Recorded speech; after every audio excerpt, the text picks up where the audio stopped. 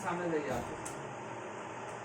प्रिय छात्रों, हाँ, बस। मैं Nirmal Kumar Mishra ST public school कसिया के तरफ से आज मैं कक्षा 10वीं के संस्कृत व्याकरण का पाठ पढ़ाने जा रहा हूँ। वैसे तो संधि चैप्टर में शुरू करने जा रहा हूँ और संधि में प्रश्न सेमुसी पाठ 2 से पूछे जाते हैं, लेकिन सेमुसी पाठ पर आधारित उदाहरण देने से पहले हम व्यंजन संधि के बारे में देना चाहता हूँ। संधि से 4 अंक के प्रश्न पूछे जाते हैं और 4 अंक व्यंजन संधि से पूछे जाते हैं। तो सबसे पहले हम व्यंजन संधि कहते हैं किसको और कैसे हम व्यंजन संधि में परिवर्तन ला करके संधि बनाते हैं। व्यंजन संधि की परिभाषा पहले मैं बताऊंगा। कहता है कि व्यंजन वर्ण के बाद व्यंजन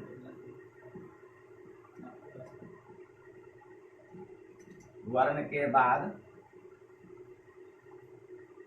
व्यंजन वर्ण अथवा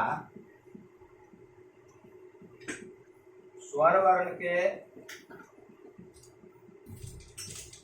मेल से उत्पन्न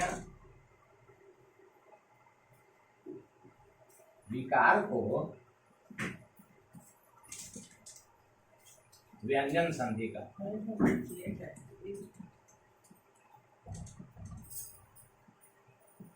व्यंजन संधि जब भी हम बनाते हैं तो पहला भाग में पहले व्यंजन होता है, फिर बाद में व्यंजन वर्ण होता है अथवा स्वर वर्ण होता है और उससे जब विकार उत्पन्न होता है हम उसे व्यंजन संधि कहते हैं।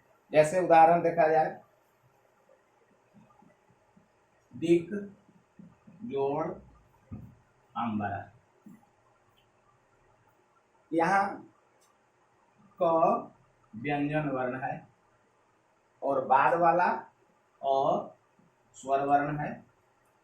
जब इस क से अ का मेल होगा और इससे जब विकार उत्पन्न होगा उसको हम व्यंजन संधि कहेंगे। अब यहाँ क के बाद क जोड़ अ बराबर ग होता है। इस प्रक्रिया को हम व्यंजन संधि कहेंगे कहते हैं। ये तो उदाहरण था स्वर से। परिभाषा हम बताए कि व्यंजन वर्ण के बाद व्यंजन वर्ण अथवा स्वर वर्ण के मेल से उत्पन्न विकार को व्यंजन संधि कहते हैं। स्वर वर्ण से हम उदाहरण दिए हैं। थोड़ी देर के बाद जब यहाँ देखेंगे कि दिक जोड़ अंबरह बराबर हो गया, क के स्थान पर दो आ गया, इसलिए ये दिगंबरह दिगंबरह। अब आप प्रश्न पूछिएगा कि ये ग स्वर रहित है तो यहाँ स्वर सहित कैसे हो गया। सीधा सा बात है कि स्वर रहित के बाद जब स्वर मिलता है तो पूरा हो जाता है, इसलिए ये स्वर सहित ग हो गया। दूसरा उदाहरण देते हैं, दिक जोड़ गजा। व्यंजन वर्ण के बाद यहाँ व्यंजन वर्ण आ गया तो व्यंजन वर्ण के साथ व्यंजन वर्ण का जो विकार उत्पन्न हुआ वो व्यंजन संधि या व्यंजन वर्ण ही होगा। तो क्या हो जाएगा, गो, अर्थात दी गजा। अब आप लोग समझ गए होंगे कि व्यंजन वर्ण के बाद व्यंजन वर्ण अथवा स्वर वर्ण के मेल से उत्पन्न विकार को व्यंजन संधि कहते हैं। अब हम चलेंगे पॉइंट पर। व्यंजन संधि में हमको पढ़ना क्या है। तो व्यंजन संधि में हमको 2 सूत्र पहले पढ़ लेते हैं। सहचर या फिर विद्यासागर या फिर लघु सिद्धांत कौमुदी का 2 सूत्र हम पढ़ लेते हैं। उसके बाद हम पाठ्य पुस्तक पर आधारित हम उदाहरणों को समझ करके इस चैप्टर को पूरा सोल्व कर लेंगे। तो पहले हम देखेंगे क्या सूत्र है। तो पहला सूत्र है झलांग जसो अंते।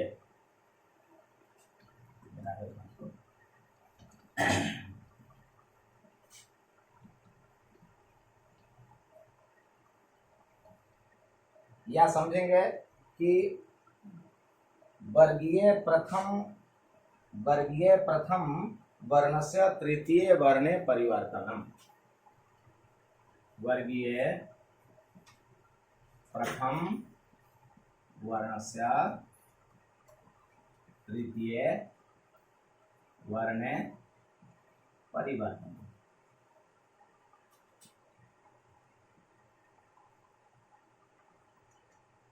इसका मतलब हुआ कि प्रथम वर्ग के स्थान पर तृतीय वर्ण में परिवर्तन। एक सूत्र है इसका झलांग जसो अंते।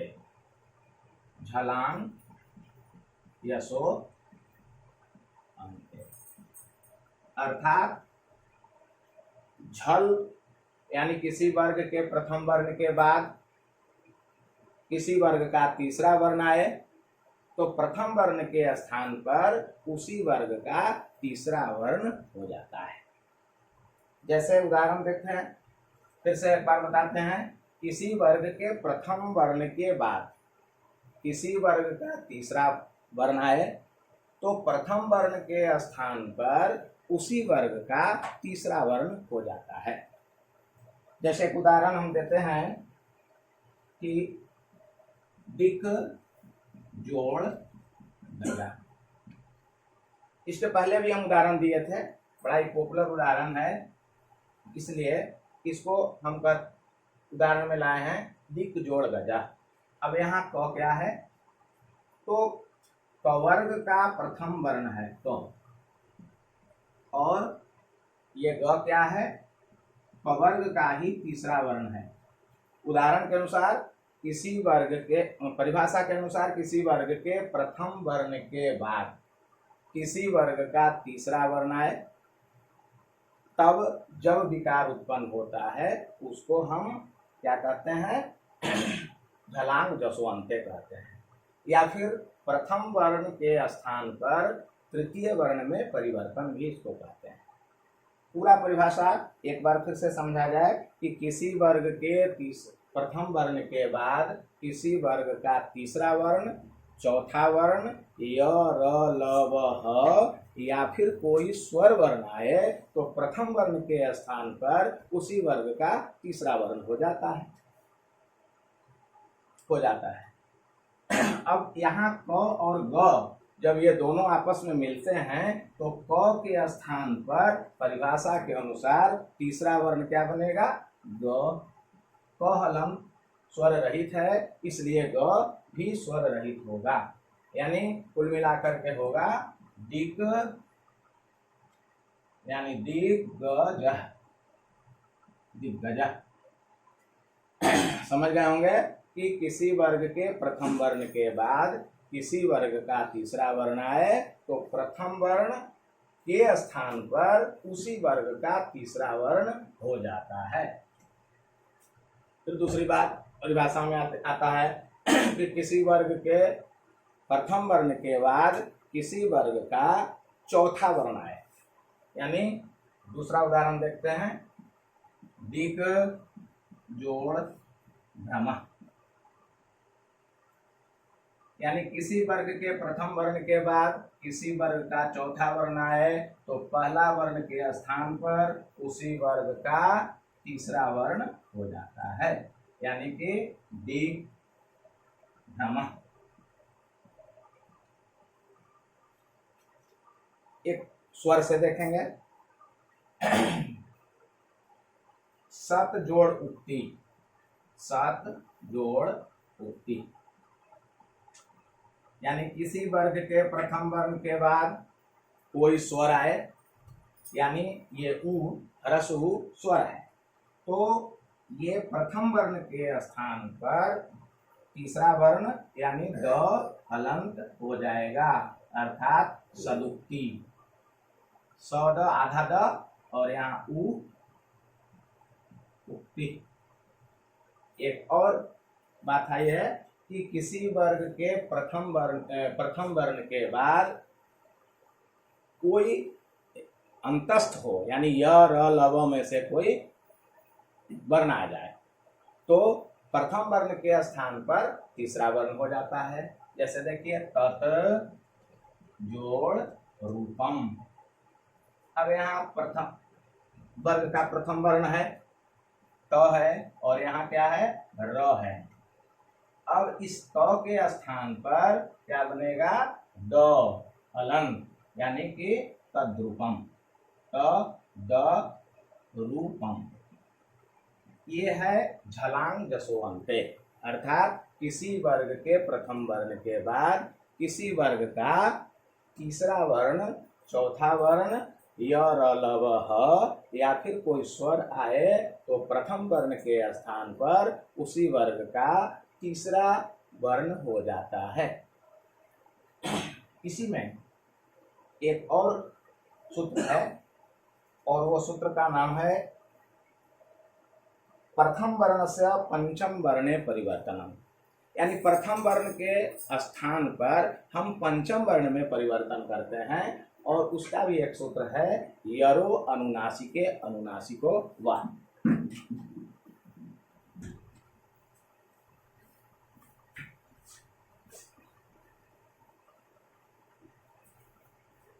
देखते हैं ख यानी दूसरा प्रथम वर्णस्य स्थाने पंचम वर्णस्य परिवर्तन।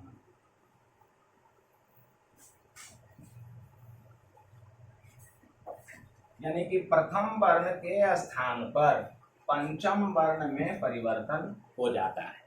सबसे पहले यह जान लें कि पंचम वर्ण क्या है। तो व्यंजन संधि में व्यंजन वर्ण में 5 वर्ग है, कवर्ग, चवर्ग, टवर्ग, तवर्ग और पवर्ग। कवर्ग का 5वां वर्ण अंग, यानी कि अंग, य, म, टवर्गी न और तवर्गी न, इन 5 वर्णों को हम पंचम वर्ण या पंचमाक्षर भी कहते हैं।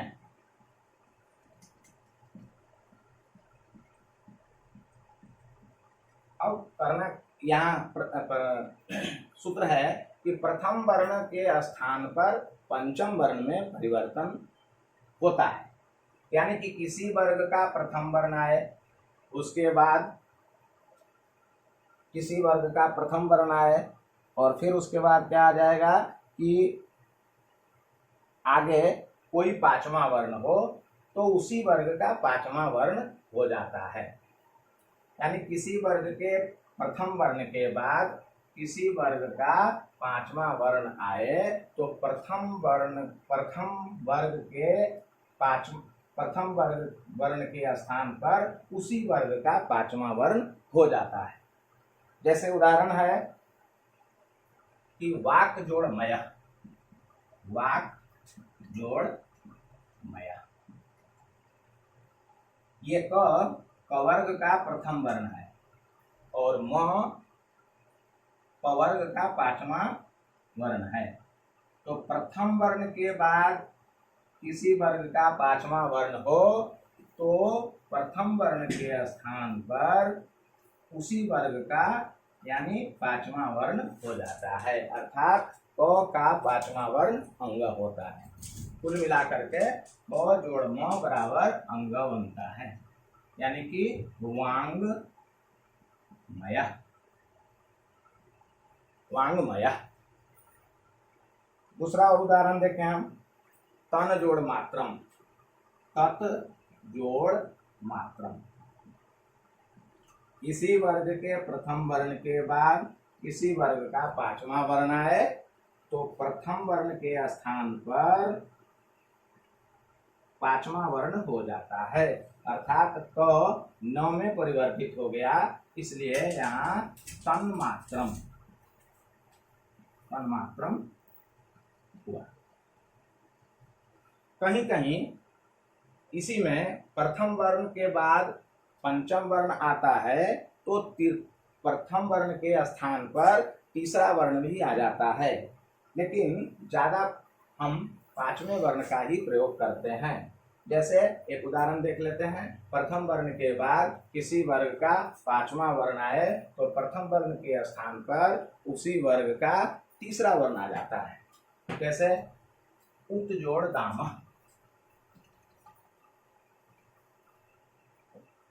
उत जोड़ दाम।